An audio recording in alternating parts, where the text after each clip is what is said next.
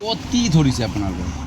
হয় মানে আমাৰ এই ৰাস্তা দিয়ে আমাৰ বুটগুৰি এলেকা দক্ষিণা মাৰে সখনে আমাৰ চলি থাকে দিন দুপৰতে আমাৰ গৰু টাটা মোবাইলে হওক বা বেলেগ গাড়ীতে হওক দিন দুপৰতে আমাৰ এই ৰাস্তা দিয়ে অহা যোৱা কৰি থাকে।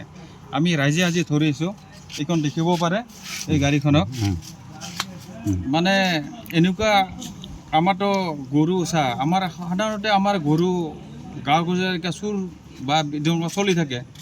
সেইকাৰণে আমি বলছোঁ ইহঁতৰ চালান চাই দেখা পালোঁ যে আমাৰ এই চালান মতে আমাৰ গৰু কালাৰো নাই বিশেষকৈ আৰু এই গৰু সংখ্যাৰ একো মিলতো নাই। সেইকাৰণে আমি এই গৰুখন আটক কৰিছোঁ। প্ৰশাসনে কি কৰে আমি নিচক মাতি ইহঁতে আইনমতে কি বিবেচনা কৰে আমি তাকে বিচাৰিছোঁ। ইয়াত মানে আগে পাছে গৰু চুৰ হৈ আগে পাছে সঘনাই চলি থাকে দিনৰ 1টা বজাতো যায় ৰাতি ধৰ সঘনে চলি থাকে এই ৰাস্তাটোৱে। সেইকাৰণে আমি আজি ৰাইজে সজাগ হৈ আমি এই গাড়ীখন আটক কৰিছোঁ। ঠাইখনৰ নাম এইখন বুটগুৰি আমাৰ এইখিনি দৰকিনা মাৰি বুলি কয় এইখিনি জেগা।